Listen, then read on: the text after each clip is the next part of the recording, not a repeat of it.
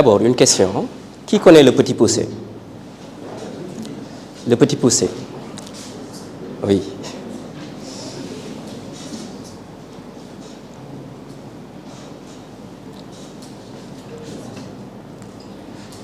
On est entre nous, il n'y a pas de tabou. Vous pouvez prendre la parole. Hein?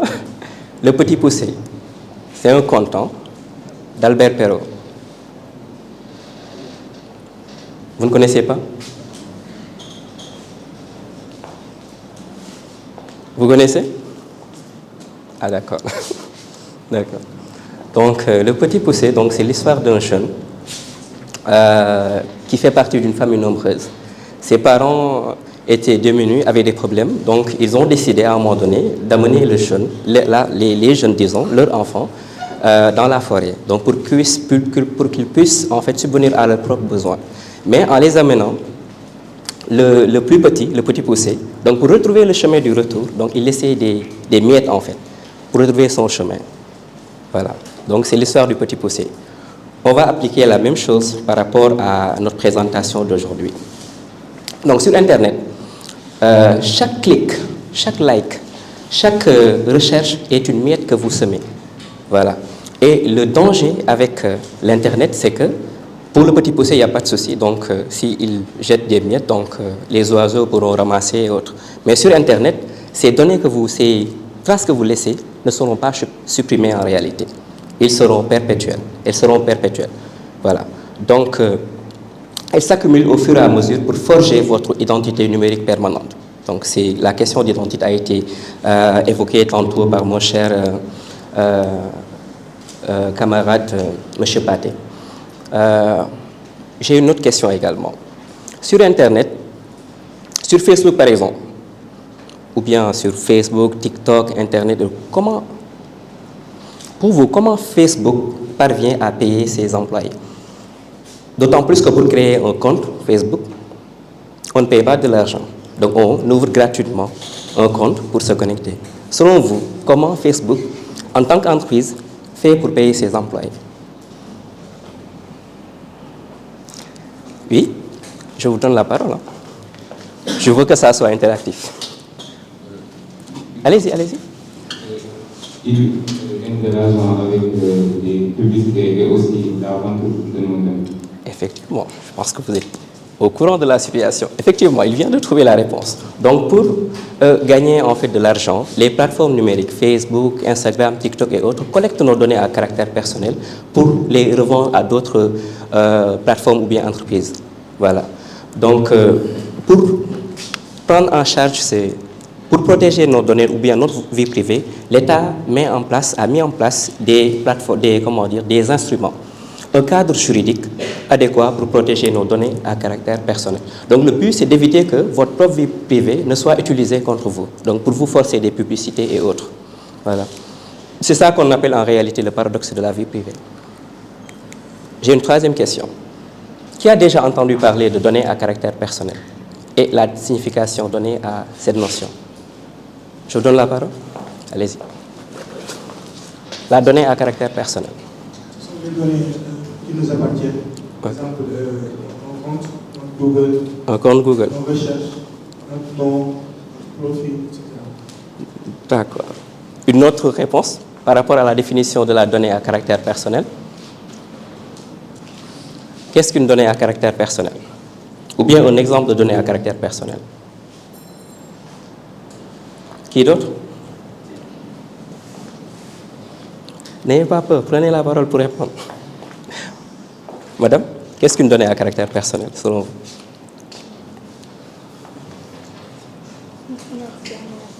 Notre identité, oui, ça fait partie, effectivement. Donc, une donnée à caractère personnel c'est toute information permettant de vous identifier, soit directement, soit indirectement. On va prendre peut-être l'exemple d'un élève en classe de terminale, peut-être à... Vous êtes de quelle école? Lycée? Lycée des jeunes filles Ahmed Fall. On va prendre l'exemple. Vous vous appelez comment? Sokhna Diarra Boussa Dia. Donc pour les évidences, le prénom Sokhna Diarra Boussa Dia, le nom, sa photo, son numéro de téléphone sont des données à caractère personnel. Voilà. Ça, c'est les évidences. Donc, quand on parle de données à caractère personnel, on fait référence souvent à ces informations-là. Le nom, le prénom, la photo, la vidéo ou bien le numéro de téléphone. Mais il y a d'autres données à caractère personnel qui sont cachées. Voilà. Comme par exemple les adresses IP. Donc, quand vous utilisez le téléphone, vous laissez une trace numérique. Donc, à partir de votre téléphone, donc, on pourra vous identifier, on pourra vous localiser. Bon, c'est vrai qu'il existe des techniques, des VPN qui permettent de détourner un peu cette information. Il y a également les données de géolocalisation, vos historiques de recherche sur vos ordinateurs et vos téléphones également peuvent être considérés comme étant des données à caractère personnel. Il y a également ce qu'on appelle les faisceaux d'indices. Par exemple, madame, vous habitez où? Hein? Au nord, d'accord. Donc, on peut utiliser ces informations. Je donne cet exemple-là. Donc, une personne qui habite à Sindonné, qui possède un sac bleu. Donc, en additionnant ces informations, il serait possible d'identifier cette personne. Voilà. Donc, ça, c'est les données à caractère personnel. Il y a les évidences, il y a les invisibles et ce qu'on appelle le faisceau d'indices. Voilà. Il y a au moins 4 types de données de manière générale. Il y a les données à caractère personnel que je viens de faire état actuellement. Donc, c'est des informations permettant d'identifier une personne physique, soit directement, soit indirectement. Il y a, au-delà de ces données personnelles, il y a des données qu'on appelle publiques. Donc, c'est des données liées à la transparence et à la réutilisation économique. Je donne un exemple, c'est peut-être l'horaire des transports. Une information sur l'horaire des transports ou bien les statistiques de l'ANSD sur la population sénégalaise sont des données, mais ne sont pas considérées comme étant des données à caractère personnel. Il y a également les données économiques, donc, je donne un exemple ici, donc le prix moyen de l'immobilier au Sénégal, c'est une donnée, c'est une information, mais elle ne peut pas être considérée comme étant une donnée à caractère personnel.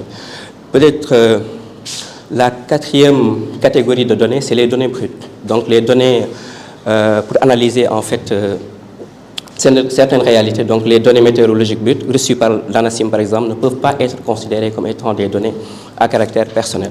Voilà. Donc c'est la différence entre la donnée à caractère personnel et les autres types de données. Dans le cas des données à caractère personnel, on fait le distinguo entre une donnée classique et une donnée sensible. Ça, c'est très important. Pourquoi données sensibles? Parce qu'il y a des données qui peuvent être utilisées par des malfaiteurs pour troubler un peu peut-être la sécurité nationale et la sûreté de manière générale. Voilà, c'est des données en rapport avec peut-être la religion, les croyances. Vous êtes musulman, vous êtes catholique. Des données par rapport aux opinions politiques, des données par rapport à l'origine ethnique ou bien à la race. Voilà. Donc, on interdit strictement que ces données soient collectées. Voilà. Pour les données sensibles, on peut permettre parfois que ces données-là soient collectées sans problème majeur. Voilà. Parlons maintenant du bouclier légal. Au Sénégal, depuis janvier 2008, on a voté une loi pour régir un peu tout ce qui est données à caractère personnel au Sénégal. C'est la loi numéro 2008-12 du 25 janvier 2008 qui réglemente la protection des données à caractère personnel au Sénégal. Cette loi pose en réalité, je dis, 3 principes. Le premier principe, c'est quoi? C'est le principe de proportionnalité. En collectant vos données, on doit vous dire exactement pourquoi on prend ta donnée. On doit vous dire strictement pourquoi on prend votre donnée. Pourquoi on collecte votre donnée. Par exemple, au sein de votre école, normalement, on doit vous dire pourquoi on collecte votre donnée. Ça, c'est impératif. C'est ça qu'on appelle le principe de la finalité. Voilà.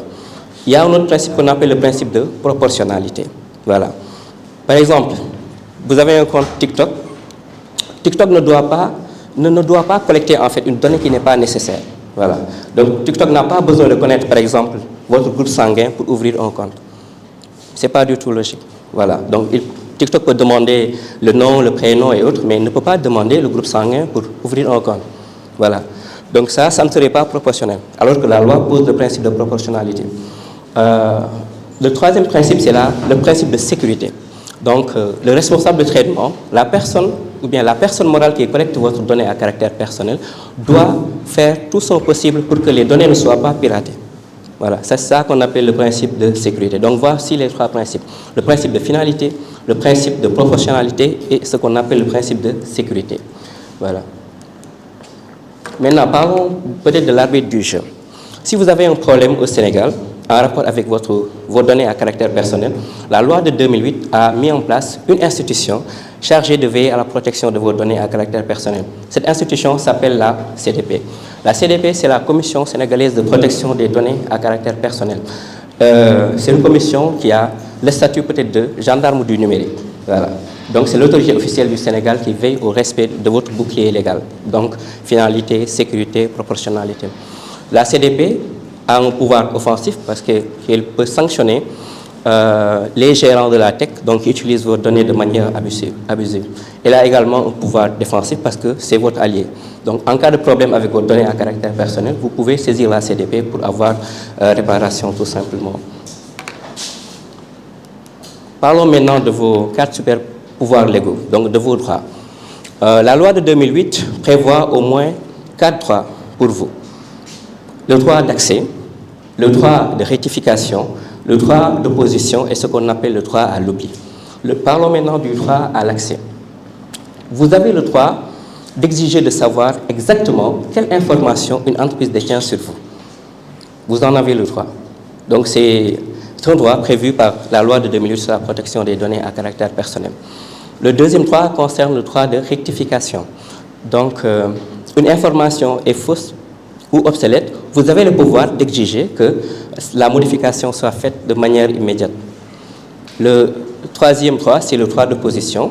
Donc, vous pouvez bloquer l'exploitation de vos données à caractère personnel. Donc, vous pouvez refuser catégoriquement que vos données soient utilisées à des fins publicitaires.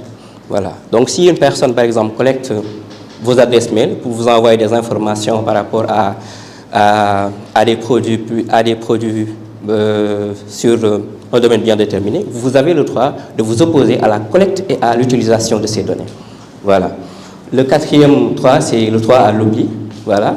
Donc, vous avez le droit de faire supprimer une trace numérique ancienne pour protéger votre avenir. Ça, c'est très important. Voilà. Donc, pour protéger votre identité numérique, vous avez le droit de faire effacer une trace ancienne en rapport avec votre vie. Voilà. Donc voici les 4 droits prévus, vos 4 super pouvoirs légaux prévus par la loi de 2008 sur la protection des données à caractère personnel. Voilà. Mais parlons maintenant des enjeux. Pourquoi se battre aujourd'hui? Le premier point, c'est peut-être la manipulation. Je pense que Pathé l'a abordé tantôt, donc avec les algorithmes. Les algorithmes utilisent massivement vos données pour vous enfermer dans des bulles de filtre. Voilà. Donc, par exemple, si vous vous intéressez peut-être au basket, comme l'exemple qu'il avait donné, Facebook, par exemple, a tendance à vous amener des publications en rapport avec ça. Voilà. Parce que Facebook collecte votre historique, en fait, voilà, par rapport au réseau. L'autre enjeu, c'est peut-être par rapport à la réputation, le voyage dans le temps. Donc, vous êtes en 2024, par exemple, vous êtes en train de publier des trucs, voilà, et en 2033, vous êtes devant un recruteur, vous faites un entretien, et maintenant, certaines entreprises visitent vos comptes pour vérifier ce que vous publiez et autres. Voilà. Donc, il faut faire très attention à ce que vous publiez sur les réseaux sociaux. Voilà. L'autre enjeu, c'est peut-être par rapport à la sécurité. Vos données peuvent être volées et utilisées dans le cadre d'une usurpation d'identité. Voilà. Donc, ça se fait maintenant. Il faut faire très attention à vos données à caractère personnel. La loi n'est pas un conseil. La loi, elle sanctionne. En cas de violation de la loi sur la protection des données à caractère personnel, la CDP a le pouvoir de sanctionner. Les sanctions peuvent être de 3 ordres, disons. Les sanctions peuvent être administratives, civiles et pénales. Parlons maintenant des sanctions administratives. La responsabilité administrative de la CDP. C'est une responsabilité qui cible les entreprises, donc les entreprises qui ne respectent pas forcément la législation sur la protection des données. En collectant de manière illégale, les données peuvent être sanctionnées par la CDP à travers des sanctions financières ou bien le retrait de l'autorisation et autres. Voilà. Pour la sanction civile, donc une personne qui viole la loi sur la protection des données à caractère personnel peut faire l'objet d'une responsabilité civile, d'une action en responsabilité civile et payer le dédommagement pour le dommage causé. Parlons de la sanction pénale, la cage prison avec le code pénal. Pour les violations majeures en rapport avec les données à caractère personnel, nous avons la collecte illégale. La collecte illégale, c'est le fait de voler des données ou d'ignorer les règles de sécurité, les règles de sécurité relatives aux données à caractère personnel. Nous avons également le mépris des droits, donc je vais tantôt parler de droits, le droit à l'oubli, le droit de rectification, le droit d'accès et autres. Donc le mépris de ces droits peut entraîner une sanction au niveau pénal. Parlons de la violation du coffre-fort. Donc le coffre-fort, c'était par rapport aux données sensibles. Donc la violation des règles relatives aux données sensibles peut faire l'objet de sanctions au niveau pénal. L'atteinte à la vie privée, la divulgation d'informations pour détruire la réputation de quelqu'un. Bon, je veux naturellement parler de tout ce qui est, entre guillemets, revenge porn. On voit ça maintenant, et la publication de contenu à caractère peut-être pornographique et autres sur une personne. Cela peut faire l'objet de sanctions au niveau pénal. Pour les peines peuvent aller de 1 an à 7 ans d'emprisonnement. Les amendes de 500 000 à 10 millions. Voilà. Donc si vous publiez par exemple une image déjà qui constitue une violation de la vie privée d'une personne et ensuite une image qui constitue un contenu contraire aux bonnes mœurs, la sanction peut être plus sévère. Voilà. Donc 5 ans à 10 ans d'emprisonnement jusqu'à 10 millions d'amendes pour ces contenus, pour ces violations-là. Voilà. Vous avez l'habitude de transférer automatiquement les images, les vidéos ou bien les notes vocales que l'on vous envoie, mais ça c'est interdit par la loi. Voilà. Déjà, vous violez, par exemple, j'envoie une note vocale à madame, vous appelez comment? À madame Diara, je lui envoie une note vocale, elle transfère automatiquement la note vocale à une de ses amies. En fait, là, vous violez 2 choses. Déjà, vous violez mon droit à la protection des données à caractère personnel, parce que la voix d'une personne, c'est une donnée à caractère personnel. Mais au-delà de ça, vous violez ce qu'on appelle le secret des correspondances, garanti par la Constitution, l'inviolabilité du secret des correspondances. Tout ce qui s'échange entre des personnes à travers l'outil numérique, le téléphone et autres, est protégé par le secret des correspondances. Donc la violation de ce secret des correspondances peut mener à des sanctions, jusqu'à 3 ans d'emprisonnement par rapport à cela. Mais on le fait de manière inconsciente. Il faudrait peut-être apprendre à partir d'aujourd'hui à ne plus faire ce genre de pratique. Voilà. Voilà. Bon, la loi n'excuse pas l'ignorance en réalité. Donc, même si vous le faites de manière inconsciente, vous pouvez être sanctionné par la loi tout simplement. Voilà. Pour synthétiser tout ce que je viens de présenter, donc, vous pouvez peut-être faire une capture d'écran par rapport à cela, parce que ça revient un peu sur le schéma. Donc la règle de base, c'est que sur Internet, si c'est gratuit, c'est que c'est vous qui êtes le produit. Votre identité numérique, elle est permanente. Votre bouclier, c'est la loi de 2008 qui prévoit au moins 3 principes. Le principe de finalité, pourquoi on collecte vos données. Le principe de proportionnalité, quelles données sont concernées en fait, combien. Le 3e principe, c'est le principe de sécurité. Comment l'entreprise doit protéger vos données. Pour vos 4 super pouvoirs, c'est le droit d'accès, le droit de rectification, de corriger les erreurs, le droit d'opposition, de bloquer le ciblage et le droit à l'oubli qui concerne l'effacement de votre passé sur Internet. Votre allié sûr, c'est la Commission sénégalaise de protection des données à caractère personnel. Donc, si vous êtes victime d'une violation de vos données à caractère personnel, vous pouvez saisir la CDP. Voilà, donc la CDP a un site cdp.sn, donc vous pouvez porter plainte en ligne également. C'est possible de porter plainte en ligne. Voilà. Vous pouvez également saisir la police directement, mais je vais laisser ensuite le commissaire revenir sur ces aspects-là. Voilà. Voilà. Donc il faut maîtriser vos données. Maîtriser ces données, c'est maîtriser l'avenir. Merci de votre aimable attention.